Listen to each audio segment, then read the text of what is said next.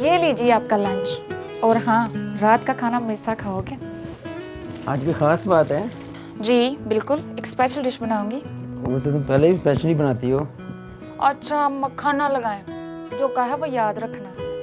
मैं तो समझता था तुम जो कुछ भी बनाती हो बहुत अच्छा बनाती हो। सिर्फ खाना अच्छा बना लेती हूँ, आपको बनाने की जरूरत नहीं है मुझे। हाँ जी, हम तो बने बनाए हैं। जी बिल्कुल। अरे देखो उससे टाइम क्या हो गया?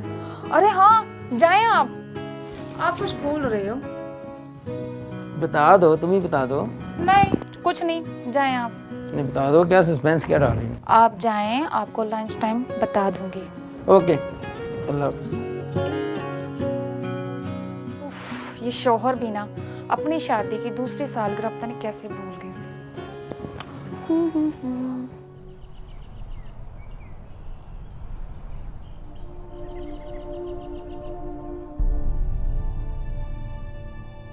आज कोई एडवेंचर करने का इरादा नहीं है? तुम्हें आदत नहीं पड़ गई रॉन्ग कॉल करके लड़कियों से बात करने की? यही समझ लो।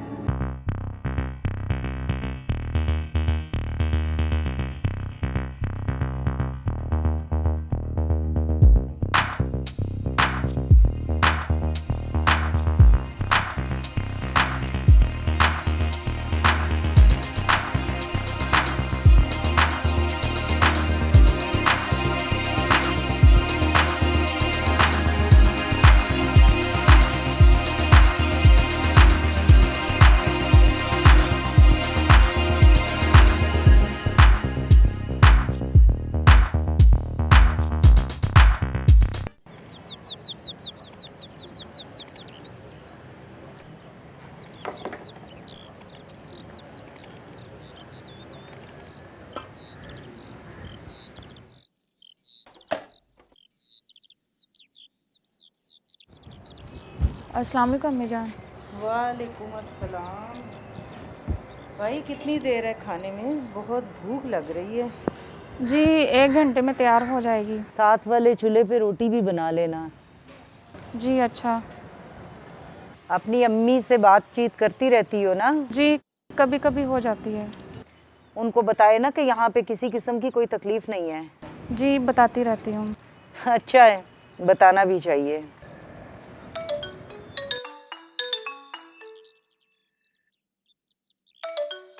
किसका फ़ोन है? मैं तो उस्मान का समझी, ये तो कोई अजनबी नंबर है। अजनबी? ये अजनबी कौन है? पता नहीं, और हमें सुनने की ज़रूरत भी नहीं, जो भी है। तुम फ़ोन उठाओ।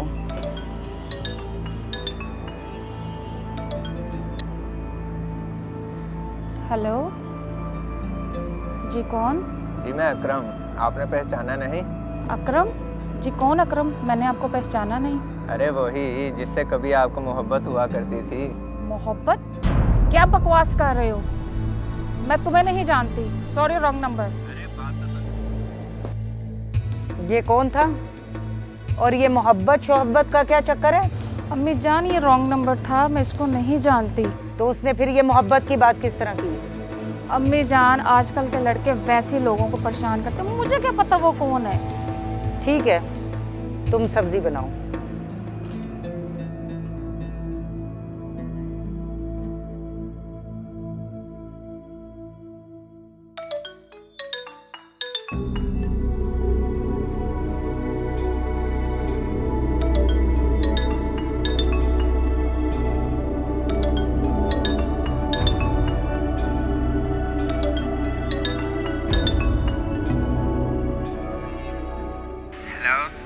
जी हाँ, मुझे आपकी आवाज़ बहुत अच्छी लगी है। मोहब्बत हो गई आपसे? दोनों मोहब्बत करते हैं। अरे इतनी बुरी बात भी नहीं की मैंने, बात तो करें। हेलो।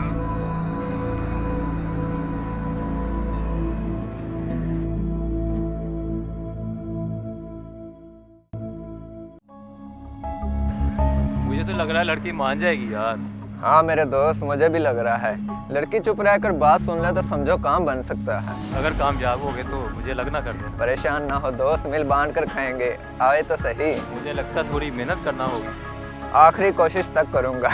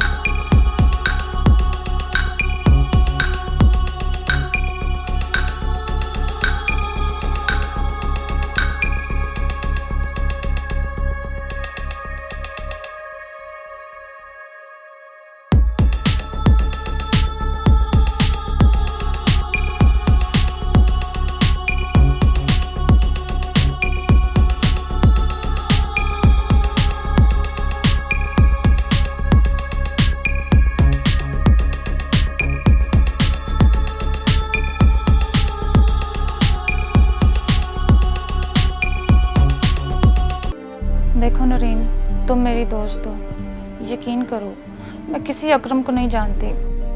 मैं जानती हूँ कि तुम ठीक कह रही हो, लेकिन फिर भी याद कर लो, कभी किसी लड़के ने तुम्हें छेड़ा हो, तुमसे फ्री होने की कोशिश की हो और तुमने उसकी बेइज्जती कर दी, उसे थप्पड़ मार दिया हो। नहीं, ऐसा तो कभी नहीं हुआ।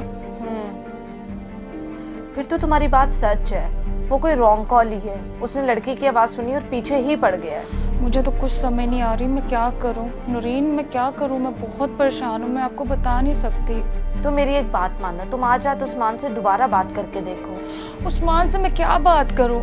वो मेरी बात सुनने को तैयार ही नहीं है। वो मेरी किसी बात पे यकीन करने को तैयार ही नहीं है। वो कहता है जो अम्मी कहती हैं वो ठीक है। मैं उसको समझा समझा के थक गई हूँ। एक काम करो, तुम उसको कहो कि वो तुम्हारा सिम बदल दे। इससे तुम्हारी उस लड़के से जान भी छूट जाएगी और तुम्हारा खामन भी मुतमिन हो जाएगा। बात तो तुम्हारी ठीक है, कोशिश करती हूँ उस्मान से बात करने की, अगर वो मेरी बात मान जाए। यार तुम इतनी अच्छी हो, तुमसे एक बंदा काबू नहीं आ रहा। प्यार के दावे तो बहुत करता है, अब देखो क्या करता है। अच्छा तुम परेशान ना हो, अल्लाह बेहतर करेगा, ठीक हो जाएगा सब कुछ।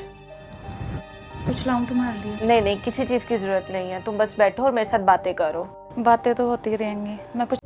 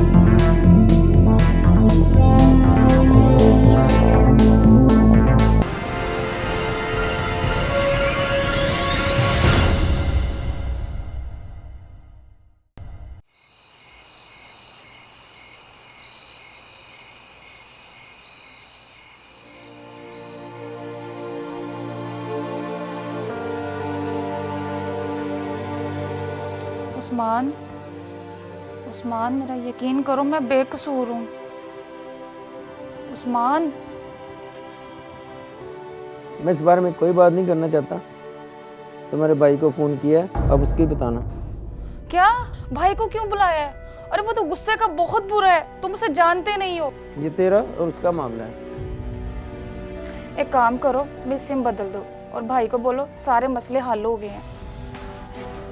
मैं तुम्हारी सिम बदल दूँ ताकि उससे बातें करती रहो और मैं समझूँ कि मेरी बीवी सही हो गई है। उस्मान, मैं किसी को नहीं जानती, मैं ठीक हूँ। क्यों नहीं आप मेरा यकीन करती?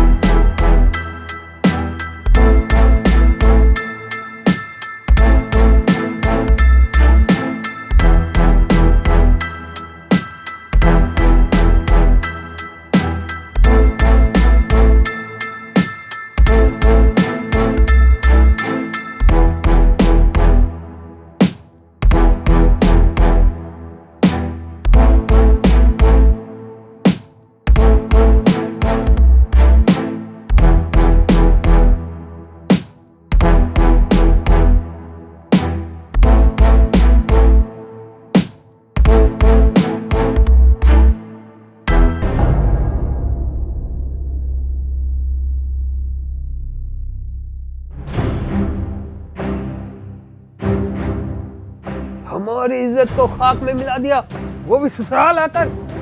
भाईजान खुदा की कसम मैं बेकसूर हूँ। मैं तो तुम सच्ची और बाकी सब झूठ बोल रहे हैं। मेरी तो कुछ सुन ही नहीं रहा। पहले मैं तुझसे निपट लूं, फिर तेरे आशिक से भी दो हाथ करूंगा। तुम दोनों का एक कब्र में डालूंगा। क्या कब्र? हाँ कब्र, तुम्हारा मरना लाजिम हो गया है।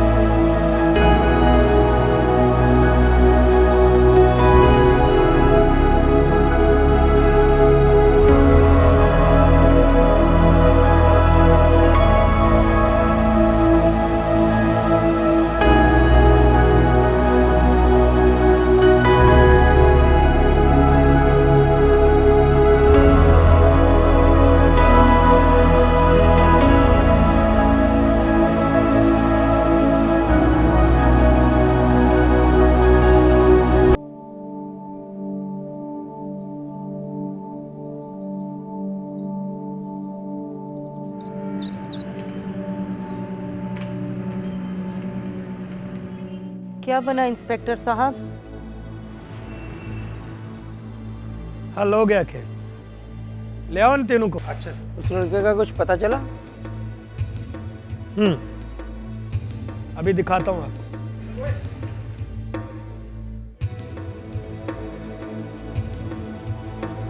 ये है वो लड़का जो आपकी बेगम को फोन और मैसेज करता था। आपको एक बात बताने जा रहा हूं, सुनकर आपको यकीनन बुरा लगेगा।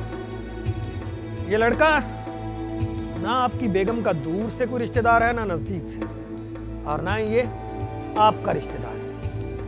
ये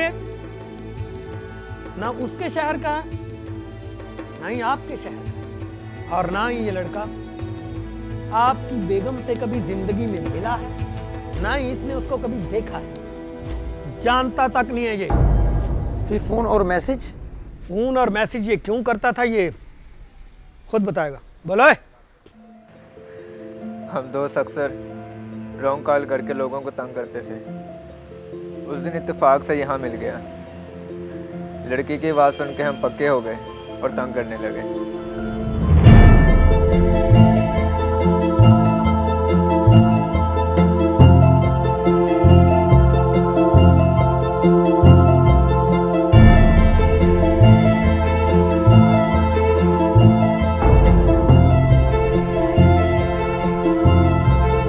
अफसोस की बात यह है कि आपने उन रॉन्ग कॉलों को चेक करने के बजाय, पुलिस को कॉल करने के बजाय, आपने उसके भाई को कॉल किया।